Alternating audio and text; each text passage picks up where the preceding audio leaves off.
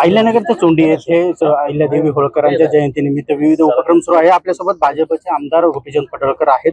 काल जे रात्री फटाक्यांची आतिषबाजी सुरू होती त्याचबरोबर उत्साह सुरू होता, यामध्ये कुठेतरी कार्यकर्त्यांमध्ये, रोहित पवारांच्या कार्यकर्त्यांमध्ये आणि आपल्या कार्यकर्त्यांमध्ये धक्काधक्की आणि घोषणाबाजी झालेली होती। काय नेमकं प्रकरण? हे बघा, तिथं घोषणाबाजी सुरू केली त्या कार्यकर्त्यांनी। पहिल्यांदा ते अभिवादन करून गेले, काहीच नाही ना, अभिवादन करणं सगळ्यांचा अधिकार आहे।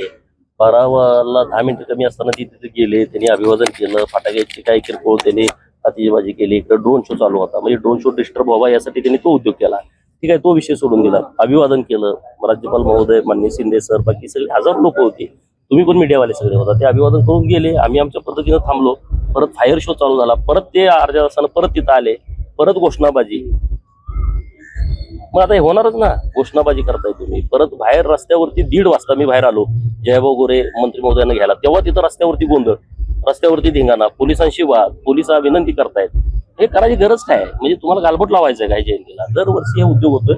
कुठेतरी त्यांनी गाण्यावरून टीका केलेली आहे। काल ते म्हणले की अहिल्यादेवींची गाणी लावण्यापेक्षा राजकीय गाणी इथे वाजलेली। तुम्ही सांगा, कधी हे गाणं लागलं? कुणी लावलं? ते डॉल्बी लावणारे पोत, त्यांना काही कुणी लावायचं नाही। तिथं हजारो लोक, कोण कुठं गाणं लावतं हे पण कळत नव्हतं, परंतु त्या गाणं लावणाऱ्याला कळलं असेल की पवार इथं मस्ती करायला आलं, त्याला हे ठोसायचं उत्तर देण्यासाठी हेच गाणं योग्य आहे, म्हणून त्याला लावलं असेल। त्यांनी त्याच्यावर देखील आक्षेप घेतला। हो, मग त्याला आता ऑडिट म्हणून नेमा, मी मागणी करतो, विखे पाटील साहेब येणार आहेत, त्याला ऑडिटर म्हणून या सगळ्या खर्चाच्या विषयावरती त्याला नेमला पाहिजे आणि त्यानं ऑडिट केलं पाहिजे। दुसऱ्या तू उचापत्या काय करू शकतोस? अहिल्यादेवींच्या जयंतीचा कार्यक्रम इतका मोठा होतो यार, तुझ्या बुडाखाली किती अंधार आहे, 3-3 पिढ्याचा, तो काढला तर तुला सुचायचं बंद होईल। अहिल्यादेवींची जयंतीची मापा काढतो का तू?